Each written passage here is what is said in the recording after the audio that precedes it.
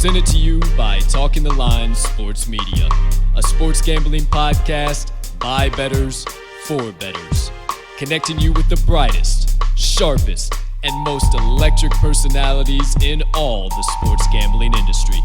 So as always, pull up a chair, open up your mind, and get ready to receive knowledge you won't find anywhere else. We can't thank you enough for joining us, and we hope you enjoy. This is Wise Words.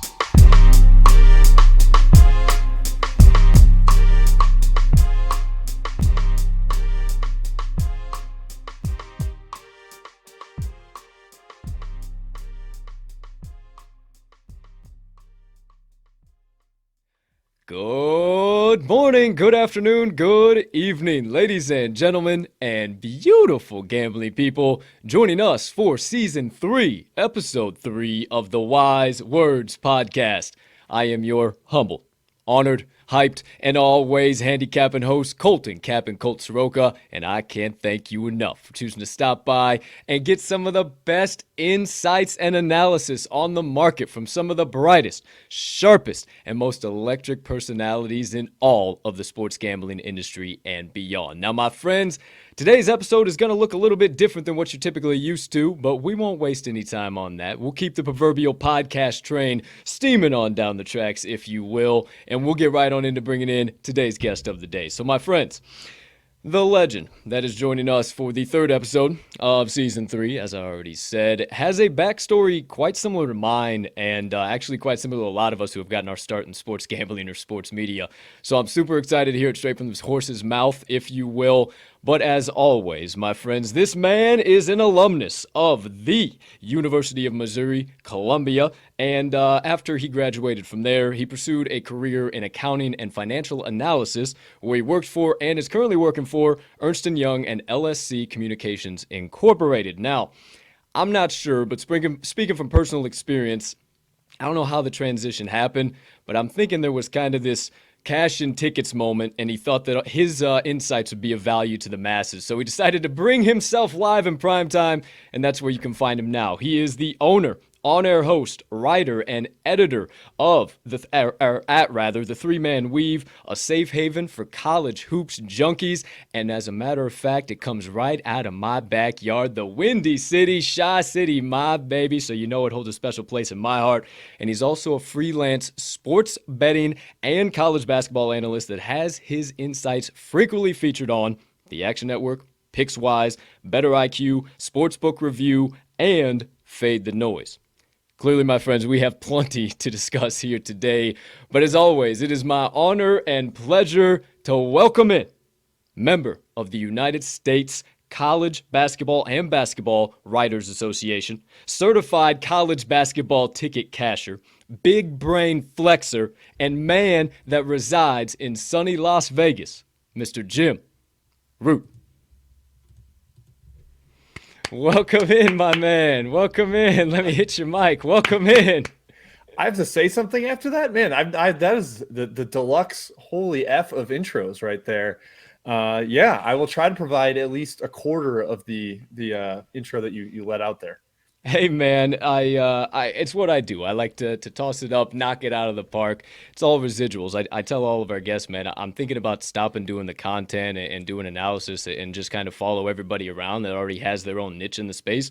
Just doing intros for them. So I am out for hire if you need it. I got your back, my man. But hey, I appreciate you stopping by. Thanks for taking some time. I know you're a busy man, especially right now. Final Four around the corner, so we'll talk a little bit about that. But first things first, I want to know a little bit about you, and so do all of our fans and audience out there. Give us a little bit of that backstory I mentioned. I know it teased it a little bit, but how'd you kind of get your start in the corporate world? What did you do? What do you kind of do now? And then how did that kind of segue you into sports gambling and where you find yourself firmly positioned with Three-Man Weave and producing content all over the place?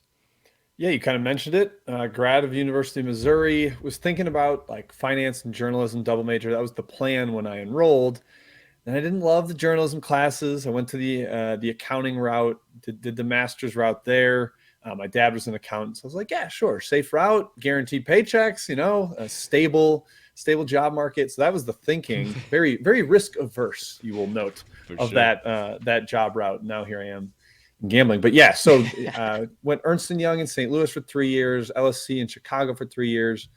And then it got to the point with my finance job in Chicago that I was probably going to get laid off due to a merger. We were going to get bought by a larger company. Their accounting department would probably take over ours. So I started thinking about, all right, 6 months down the line, what's the plan? And at that point, Three Man Weave is probably about 5.5 years old. But that had only originated as just like a hobby. My friends Kai and Matt and I had always talked about college basketball, decided we should stop annoying all of our friends and create a little private channel, had a little group chat discussing it. That grew into a website where we wrote previews. And then I moved to Chicago, and they had been there since college, and we started the podcast. So we're able to do that in person, record those. And it really was never something we thought would turn into A, fully gambling, or B, a full-time job. We were just kind of doing it for the love, and we were going to talk about it anyways, we figured, so why not record it? But then we got linked up with a professional gambler about 3.5 years ago, who had really liked the preview work we'd done. So we worked for him a little bit, tracking some injuries around college basketball. As you know, there are 350 teams, so that is a difficult thing to track. So that was kind of the start of folding it more into a gambling lens. Basically, he's like, you guys know the rosters. Let me teach you how to gamble. And so that was the origination of pivoting more towards that space. And then, the last 2 or 3 years, it's really taken off because we ended up quitting our jobs, which gives us more time to do the content aspect. So that's kind of a fast forward to the last 2 or 3 years, but that's about where we're at right now. I love that, man. I didn't want to jump the gun and say that you were no longer with LSC because, like, hey, I do a little bit of research, obviously, and I saw on LinkedIn. I didn't know if you were still there or not, but glad to know that you took it full time. That's awesome, man. I love that. I respect the hell out of that. Kind of same backstory as me, and I respect you, Kai, Matt, everybody over there. I know I told you pre-show that I really, really like Three Man Weave and all the content you guys produce over there. Obviously, being a college hoops junkie myself, so it definitely is a safe haven for me, man. So I really resonate with everything you're saying. And kind of last thing you said there, the sports gambling aspect of it. Now, before we dive into that and kind of get some of your analysis, and we'll go all the way down the rabbit hole of the Final Four, and who knows where we end up from there. I'm a rabbit hole diver extraordinaire. But that being said, I think you can give some really good insights on this, kind of just based off kind of some of the answer you gave there. And I always ask this to a lot of our guests that maybe not younger, and it's kind of all across the board. We have some older guests, we have some younger guests. I don't want to say older by any means, but older than me and you, for crying out loud. Either way, I always ask them this, and we just get such great thought behind it and have such good conversation. So my question to you, what is your best advice to someone trying to break into sports gambling, sports analysis of college basketball, content creation, or maybe nothing we do, maybe just somebody who enjoys watching this, but they're chasing a passion or a goal? Notice I didn't say dream, passion or goal, and they're going along that path. What would be your best advice for that person? Specifically to gambling, I'll start there. It's not about how well you know the sport. I had to learn that kind of the hard way when we were just like, oh, I know every one of these rosters. I know how these teams play. And I wasn't winning money like that. It wasn't like a immediate knowledge equals income type of thing. I had to be taught that numbers matter and the market matters, and kind of figuring out how all that blends into a bet rather than just, hey, this team shoots a lot of threes, the other team gives up a lot, boom, betting it. Like sometimes it's not that simple. I'd like it to be, but it's not. And then, for a more general, like anybody pursuing something they're going for, it takes a lot of work. Like for 5 years, I was doing a full-time accounting job. The busiest time of the year was January, February, March at my accounting job. Obviously, that's as busy as it gets for college basketball too. So there'd be times where I'd work, 8 a.m. to 9 p.m. and I'd go home and I'd write for 2 hours and then I'd go back to bed. I'd do it all over the next day. So it does, it's kind of cliche, but if it's something you love and you really want to chase, you got to be willing to work for it and go get it. It's not going to get handed to you. So that's definitely one thing I would throw their way. No doubt. I love that, my man. And that's something I always say is shout out. Eric Thomas, E.T. the Preacher Man, if you know of him, he always said, it's one of his original quotes, when you want to succeed as bad as you want to breathe, that's when you'll be successful. And I so resonate with that, man. Doing one thing on the next thing, doing one thing on the next thing, working a side job on the next thing, and the next thing you know, it's midnight. Oh, it's 1 a.m, 2 a.m. Oh, well, better get a couple hours of shut eye, get up in the morning, do it all over again. So I Yeah, resonate a with that. quote that somebody, I don't remember where I saw it, heard it, but it was like, never wish for something more than you're willing to work for it. Which is like, yeah, you can't just want something to happen. Like Right. you have to make it happen. I thought that was a really good message and something I've tried to take to heart over the years. Absolutely. I love that, man. See, I knew we'd get a good answer out of you. We always get good conversation. All right, now, a little bit of let's veer this back into sports gambling direction, if you will. Now, first things first, kind of along the same thought track, but you kind of mentioned it there. I think maybe just a little bit more expansion upon the point that you mentioned there with sports gambling. Now, as far as your number one piece of advice, something you come across regularly, whether that be in college basketball betting or just betting in general, what is your number one piece of advice for that first time bettor that's downloaded an XYZ Sportsbook, coming in, ready to hammer in plays? What would be your number one piece of advice for that person, yet the Daily Degenerate can kind of handle from here in time to time? The number is the most important thing. Like I always try to reiterate to people that for every single game there's a number I'd bet either side. Like I could love the matchup, the spot, everything for one team, but if it's, the number's so incredibly skewed against the way I would set it, then you've got to be willing to take the other side. So don't lock yourself into something just because you like the matchup or whatever it may be. The market is smart most of the time. So it's about kind of trying to find value on the number. That's really been the start of our approach is previously, I always assumed the market was right and the number was right. And then I'd try to find something that wasn't in there.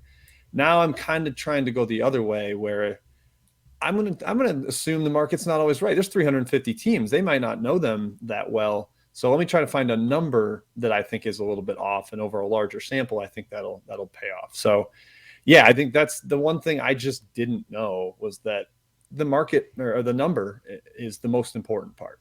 100%. I talk about that day in and day out, as far as even to go down a little bit further of kind of looking into the bet and money splits and what is that number telling you? Where is that number moving? Is it moving inversely to where the money's coming in, or is it moving in the same direction? And is that fugazi? A lot of the times, I'm sure you know as well as I do in college basketball, you can't really buy the steam all the time. There's sometimes that you'll see something that looks like a sharp side and a half, and it's like, that's maybe a little bit more monetary liability than I'd like to believe. So I don't know if you got any thought on that, but that's something I really notice all the time. Yeah, I think it's specifically to college basketball because there's so many teams and so much information flying around.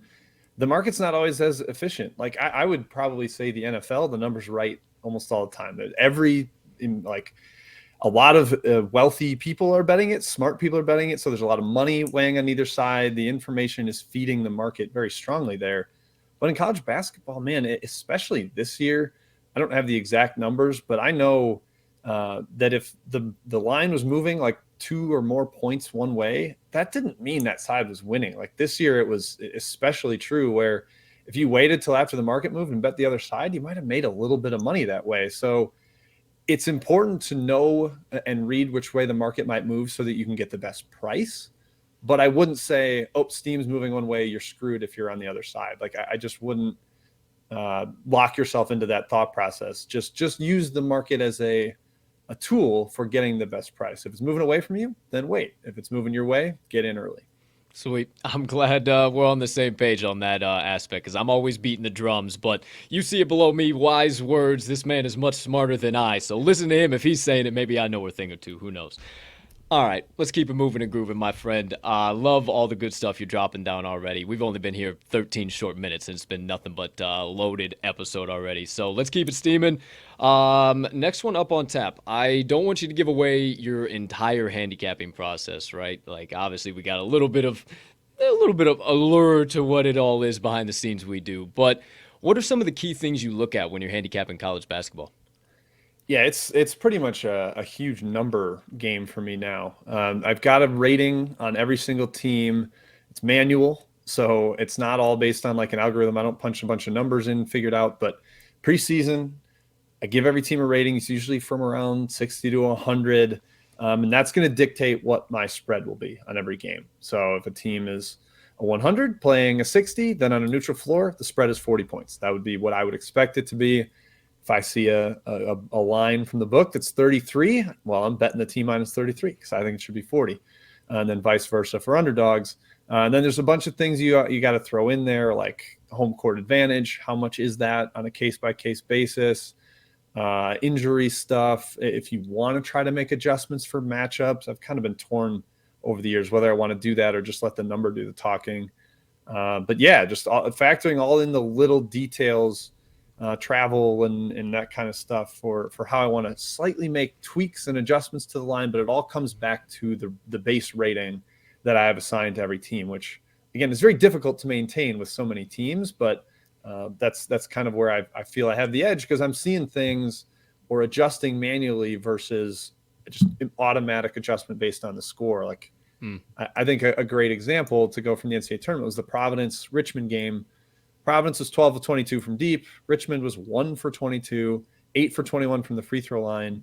So I wouldn't view that as a 28-point loss. I'd kind of look through the numbers and say, well, this might have played a lot closer if there was some different shooting luck. So I'm trying to look beyond the box score when I'm doing my rating adjustments. That's the general gist of it. So two things I'm picking out there, and I also say this a lot. Number one, would you say you play numbers and not teams and storylines? Would that be kind of an accurate statement to make? Yep, okay, definitely. I say that all the time. Well, my friends, we play numbers, not teams and storylines. It is so important. And kind of a segue on top of that, would you say that kind of utilizing those models in your handicapping process has really been that thing that's taken you to the next level? Yeah, 100%. Before I was putting ratings and making a number on games, like I said, I was just kind of saying, oh, this game's -7. Let me look at the matchup and try to find an edge there. But now it's, -7. I think it should be 4.5. And that's more important. And, sometimes that leads to, like you said, we're betting numbers. So I bet on teams that I think stink. Like, Yeah. or even like matchups. I'm like, I don't want to bet this coach against that coach, but I got to trust the number. And that was what really took me from kind of just being a tread water or not a great bettor to being able to make some money doing it the last couple of seasons. So yeah, it's an interesting shift because, I've always been like I want to analyze the game and watch and know, like, based on the X and O's, what's going to happen. But to actually succeed gambling, that was not the route. It was about the number.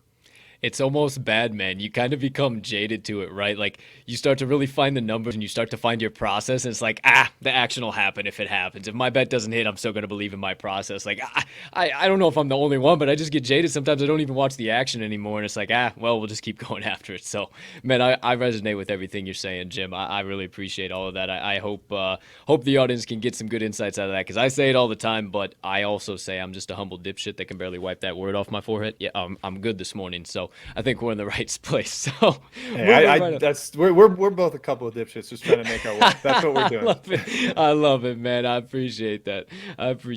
So, kind of keeping it moving right along. As far as you kind of talk some spreads, you kind of talk some totals, stuff in there, kind of the value, how you find there. Are there any other markets? And me personally, I don't really jack around with them because I just think you can find enough value at the high level, the ones everybody knows, spread, money line, total. Are there any other markets that you kind of dip your toe into and find that value? I haven't yet. I've definitely started betting first halves a little more. I believe they're more of a truer outcome because you don't have some of the shenanigans in late games. But I haven't done much with player props yet. I think that's a great market for the quant people, the people that have the better models than me that can write code and they can keep it. They can keep it. I don't have that. Yeah, that's the DFS guys. Those daily fantasy guys have 100%. That market cornered. But so yeah, I'm like you. I spread money line totals. That's where I'm looking. For sure. Yeah, and kind of circle back. You mentioned in the last question there, just kind of some of those, just the market can sometimes just not be as accurate. And what I've really found is that it's really that way in the mid majors, man. And I've kind of picked up the mid major king title. I know I'm slowly working it up. More of the bigger names are starting to find out about me, starting to find out about my name. But Jeff Dawson, shout out my man. I know you met him a couple of days back with my other guys, Sportsbook and Sig. So shout out to all of my guys out there. But yeah, man, I find the value in the mid majors because it's so true. The books will have their thought process of what this line should be, and you look at it, it's just like, that's 4 points off of what that should be, and this team stinks. Give me that team all day. I love that you say that. I love betting on terrible teams in mid-major college basketball. Okay, St. Peter's, I was cashing tickets on them since January. I mean, they've been just an absolute, just fill up the Brinks trucks, drive them down to the Bayside Production Studios, and dump out the bags because I was just cashing tickets on them left, right, and center. So I attest with everything you're saying, my man. So all that being said, we talked a little bit about you, a little bit about people chasing passions, a little sports gambling, a little college basketball, everything in between. Now, the people came here for a specific reason, or a Pacific reason if you're a little dyslexic, I don't know.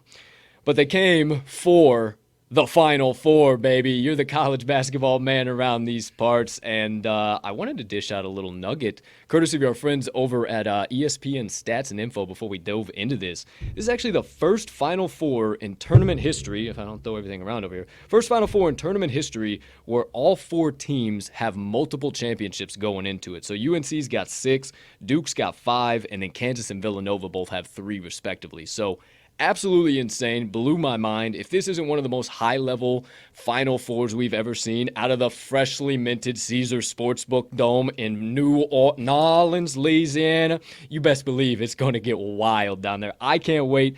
So I figured, hey, why don't we talk a little matchups? Why don't we talk a little money bet splits? I'm not going to, obviously, we're not going to put this show out till Wednesday, time of recording a Monday, but I'm not going to sit up here and hammer you. What's your doggone picks? I need the totals. I need the spreads. We'll just kind of keep it more light here. So shout out to the Action Network. Pulling up my Action Network app here as we speak. I am a subscriber. Love it. Absolutely love it. So as per the Action Network right now at Consensus, first game up on tap. We got it on Saturday at 5:09 p.m. Central, so 3:09 your time, Jim. Nova against Kansas. That line is at 4.5. It looks like at Consensus, Kansas is the public favorite. 59% of bets, 77% of money wagered on their spread at Consensus again. And then the total looks like the under, awfully low, in my opinion. 133 for these two teams playing. Actually not. A little bit of, now that I think about it, a little bit of defensive affair, but that's kind of what the public's thinking too. 71% of bets, 64% actual money wagered. I'll yield back. Where's your head kind of at for this game, my man? I was of two minds as this line opened. I think probably gravitated towards the easy, not easy angle, but the natural angle of Justin Moore towards Achilles. Villanova had 6 players. They're down to basically 5.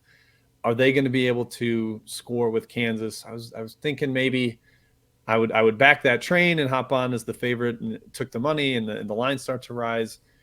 And I've sort of hesitated on that. I think a big part of this matchup is going to be Villanova slowing it down and forcing Kansas to execute in the half court, taking away that transition game. I mean, I watched the Villanova-Houston game. Obviously, it was a low-scoring, gruesome affair. And one of the biggest reasons why was Villanova's transition defense. You know, Houston, sure, they missed a lot of shots, but in the second half, they were making a point off every defensive rebound. We want to go. We want to push the ball. We want to get easy baskets because Villanova's half-court defense was too good, and they just weren't able to get shots. There's a benefit to Villanova's defensive game plan of they're very switchable. They switch 1 through 5. They dare you to beat them in one-on-one matchups. And that's huge for transition D too, because they're not like, oh, I have to run over to Agbaji and you have to get over to Brown. It's I'm guarding the guy that's run the lane by me, and that makes it easier to match up in transition. So a little part of me is hoping this line gets up to 5 or so, and then I would jump in on Jay Wright as an underdog. That's where I'm at. How are you feeling on it, Colton? Yeah, Jim, you took the words right out of my mouth because what Kansas just did. Who did they just play? Help they me just out.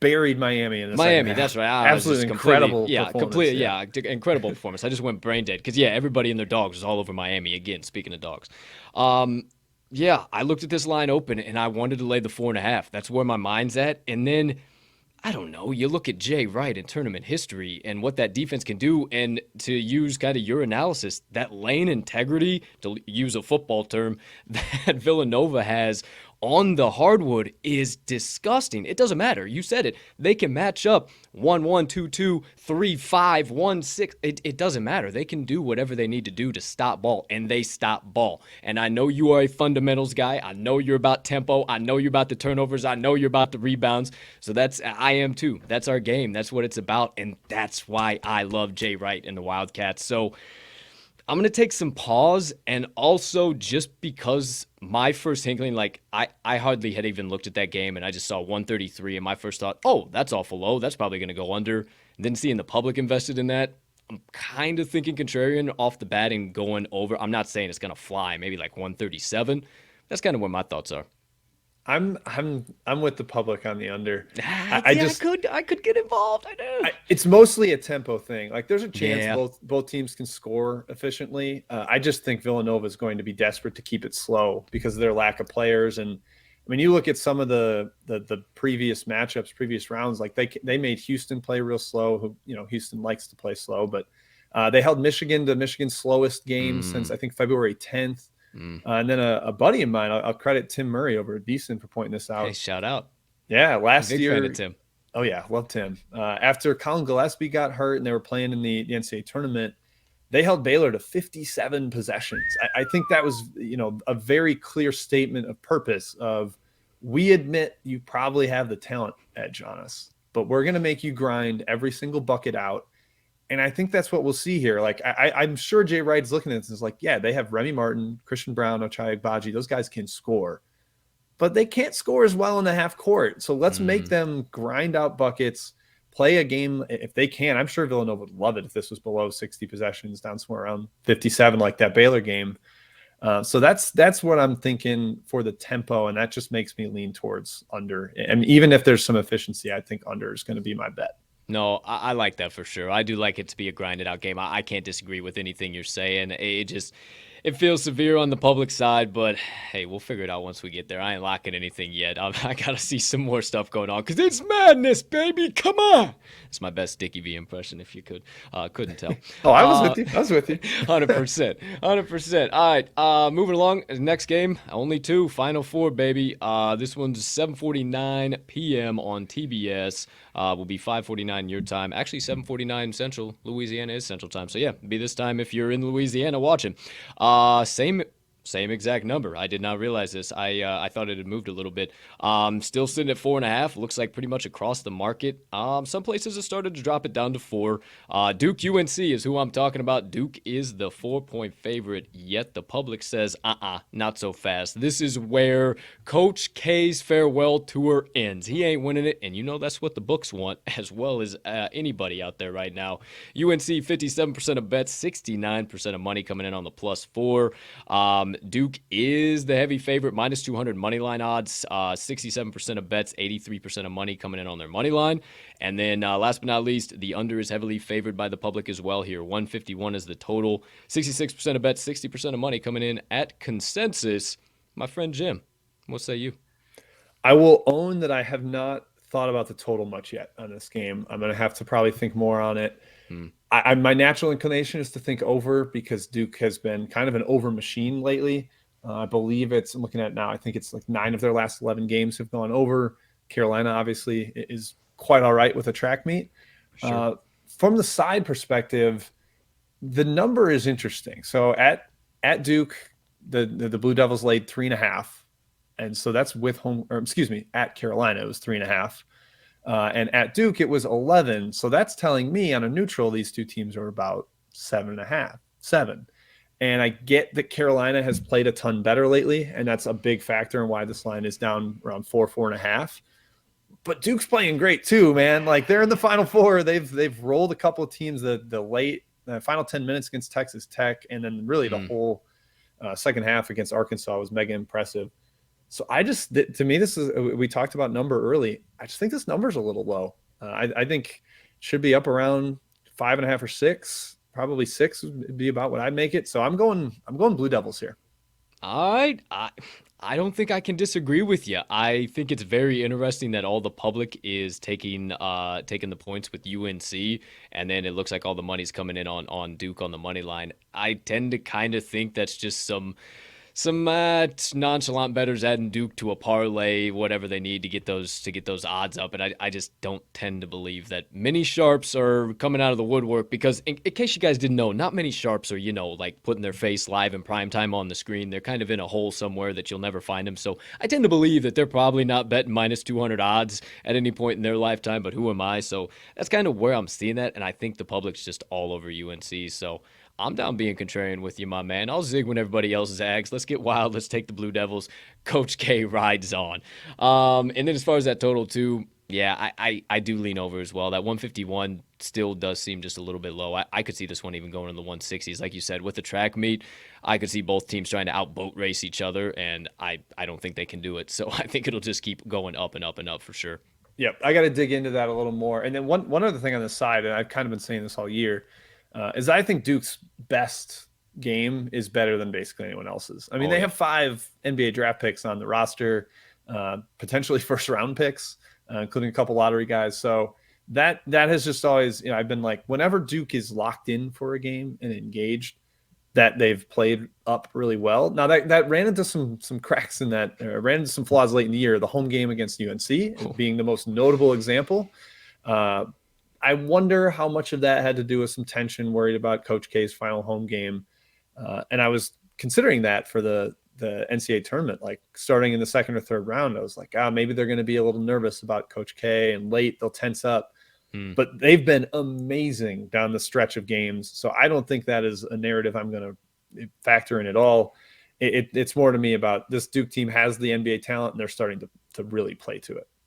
Yeah, man, I totally agree with that. And hate them or love them, Duke is always going to be on top. Not the underdogs on top. Shout out 50, but it's always going to be Duke, man. Here they come once again. Krzyzewski's last year, and look what he's doing. So, I mean, obviously the books will hate it, but I guess if I'm going to kind of put a cap on top of this whole Final Four conversation, my national championship pick would be Duke.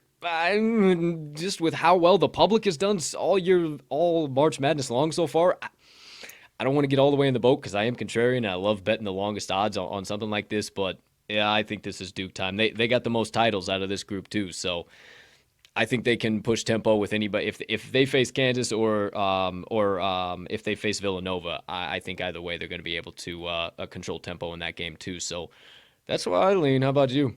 Yeah, after they got by Texas Tech, I added a significant chunk of plus 400 on the Blue Devils because I was just like, I think this team has it. I think they've passed the late game test that I was worried about, and I don't, the narrative doesn't matter to the handicap, the Coach K thing, but it just feels like it. And Yeah. I'm a known Duke detractor and disliker. Plenty of podcast stuff going Here I back, am. writing where I'm grumpy with Coach K, but I will not sit and make $0 when that man goes out on top. I had to make sure I got in on that potential gravy train. Well, everybody's seen the meme, man. Everybody's seen him walk over to the ref and whisper in his ear, like, "Hey, man, come on now. You know this is my last run. Like, come on, can't you just call an extra foul? Like, put him on the line. Like, we can. This is the last run. Come on, we'll take care of you for life." I mean, Yeah. that's just the way it feels, man. I know that's all love and fun of the game, but that's the way it feels, to use what you said, man. It just you scroll through Twitter and it's just like the books are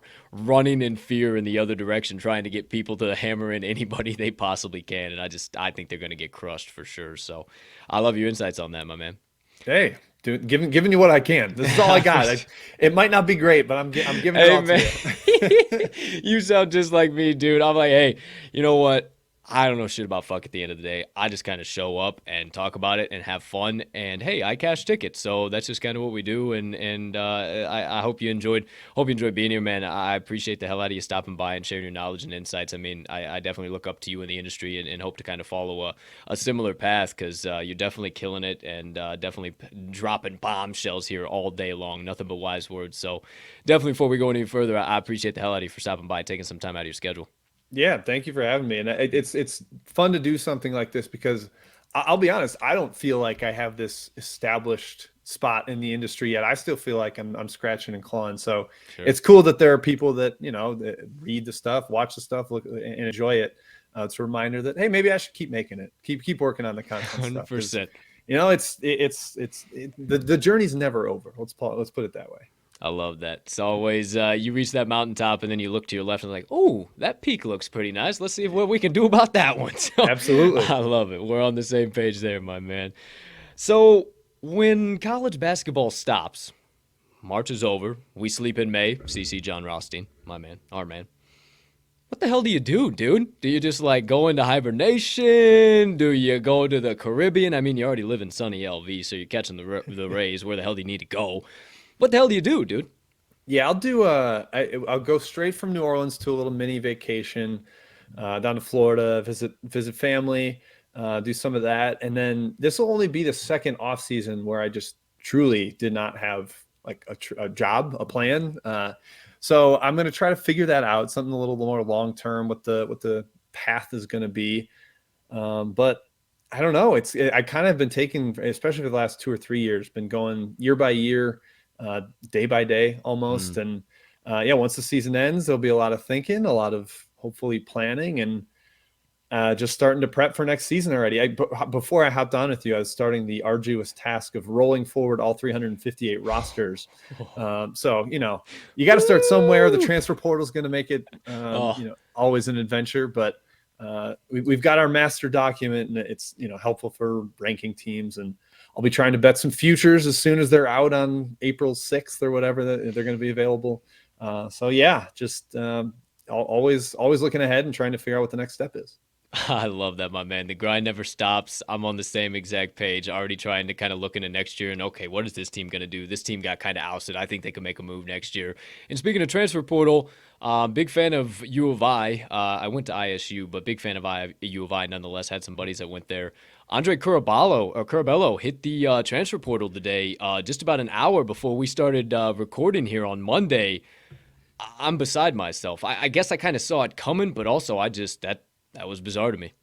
Yeah, I kind of figured after this year where it had been like Trent Frazier's show, next year the keys to the car are Mr. Cabello's if he wants them. 100%. Like, ball's going to be in his hands 35 minutes a game. Figured he'd be running the show, and maybe would live up to the preseason All-American hype that he had gotten coming into this year. Mm-hmm. But, I can't fault the guy for trying to see what his options are. Maybe he's heard through the grapevine that one of the other powerhouse schools really wants him to come run the show. That's, always a symptom of this portal is that there's potential poaching going on. But I'm curious to see what he does. I didn't even see if he's leaving the door open for a return to Illinois. I would imagine he probably is, but he's instantly one of the big names out there. That's for sure. Yeah, for sure. I'm very interested to see. This will drop Wednesday, 12 p.m. Central Time. I'm very interested to see what type of news has come out about that by then. So I would imagine he's going to probably move a little bit quicker than some of those other names because he's a big name. He's just like, then again, it could be just like Coburn. Coburn last year shopped his name. He's in the portal, this, that, and the third, and then he ended up just coming back home. No problem, no harm, no foul. So it could be kind of the same situation. Hey, I just want some extra love. Make sure I get my damn minutes or I'm going to stick in this transfer portal. So who knows? Who knows? We'll see. We'll see. Now, that's the leverage. That's his leverage. That's his leverage too. And also, hey, maybe I'll go get an NIL deal over here now. Yeah, I forget about those now that they got all that action. We had Mike Blewett on to start the season off here, season 3, and we talked all about NIL deals and everything like that, man. And it's just the world that is getting created over there now. Doug Eater getting sponsored by Buffalo Wild Wings, just being a stone cold killer. I mean, it's an awesome thing for college basketball players. I was a little against it at the beginning because obviously, no school in general really teaches really good financials, right? And I'm sure you can kind of attest to that, being somebody in accounting and financial background. Like, they just don't do that. And let alone the athletes, because I hung out with a lot of athletes in college. I was really tight with the football team, with the basketball team at ISU, Illinois State. And I just see that. So I was kind of against it at the beginning, but man, if they can provide something for their families and go beyond what it is, man, I love those NIL deals for sure. Yeah, that's where I ended up landing is, look, they should be able to profit off that. If someone is willing to pay them for it, then there's a market, Yeah, yep. Then they can take that money and I guess do with it as they please. And then every so often you get a guy like Hunter Dickinson that mentioned it as a big reason he came back to college because he could make some money. So in that sense, it strengthens the sport, which I love college basketball. So any way we can strengthen it, sure, let's do it. Sign me up. I am all about college basketball over NBA every single day of the week and 5 times on Sunday. Not even a question, not even a coin flip. I'm all about it. So, hey, I appreciate the additional questions. I appreciate the additional little filler there. We just went down a couple of rabbit holes, didn't even have anything. So I appreciate all that. Always love when the guests can kind of help me spin down some rabbit holes and we can find out what's going on in the world of sports gambling and beyond. So appreciate you for sure. Now, if I don't blow out all of our headphones and everything in between, pardon me. Last but not least, this is a full, hey, we're real human beings here at this show, my friends. There ain't no editing. You're going to see that happen. This all happens. It is what it is around here. But I always like to lean back, shut my mic off, shut up for a minute, and let our guests have the complete floor. Where can we find you? Where can we follow you? Where can we consume all of your content, Mr. Jim Root? Man, you'd think I'd be better at answering this question by now, but I'll do what I can. Everything is routed. If you're just looking for everything, it's going to be at the 3MW_CBB Twitter handle. That's the one that me, Kai, and Matt all share. We'll retweet any show appearances, podcasts, all that kind of stuff. But more specifically, we're on the Action Network. We do a live show, Big Bets on Campus with Stuckey. I'm sure a lot of the gamblers are familiar with that name. We do podcast episodes there as well, previewing the games. We'll have I think we're recording that tomorrow on Tuesday, so it should be out by the time this episode is out. We'll have some live stuff from New Orleans with the Field of 68, the best bet show we do for them. That'll be going. And then a couple extra spots from me. I'll be at Pickswise with some written best bets, and then also their daily, or not daily show, a betting special for the Final Four. Doing a preview for that. We're recording that on Tuesday as well. So there'll be all kinds of content out there. If you didn't hear enough of my awful nauseating voice here, there'll be more of it out there. But be sure to check it out. I appreciate any support people throw my way. Absolutely, man. You know, you'll be getting love and support from the TTL crew. You'll be seeing it from my page as well. I can't wait to see that stuff with Pickswise. I'm a big fan of Pickswise. We had Jared Smith on the show. That's my guy. Love them. Love everybody over there. A lot of respectable names in the industry. So my pleasure to have you on and be able to chat with you, because you might say, I'm just a humble today. You're bumping elbows with some big names, my man. So let me give you some flowers, as the kids would like to say nowadays. Let me give you your due where it's due, my man, because you're a grinder, you're a killer, you're a hustler. Real recognizes real, and I can definitely attest to that, my man. So if you guys aren't following at Second Chance Points, Jim Root, the legend, the man, the myth, the college basketball ticket casher extraordinaire, you better get on it right here, right now. We only got a few more college basketball games up on tap. Did I get it right in the ticker as well? 3MW_CBB. Yep, Sick. You nailed it. It is right there. 3Man Weave. You can also go to 3manweave.com as well. Yeah, 3-man-weave.com. We have the worst URL in the game, and we're proud of it. I guess we're proud of it. Someday we'll maybe correct it, but it works. It works. I love it.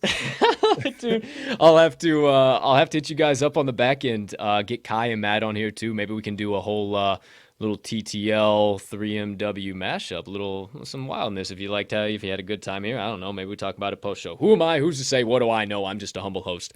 Colt and Captain Colt Soroka. That all in between, my man, unless you thought of anything late, last second breaking that you wanted to get out, tell the fine folks out here that decided to join us here today. I don't think I have anything else. Thank you for having me. This was a blast. It's different than normal shows because I feel like I've been talking about only the games over and over and over. It's refreshing to have a little more of a 30,000-foot view on stuff.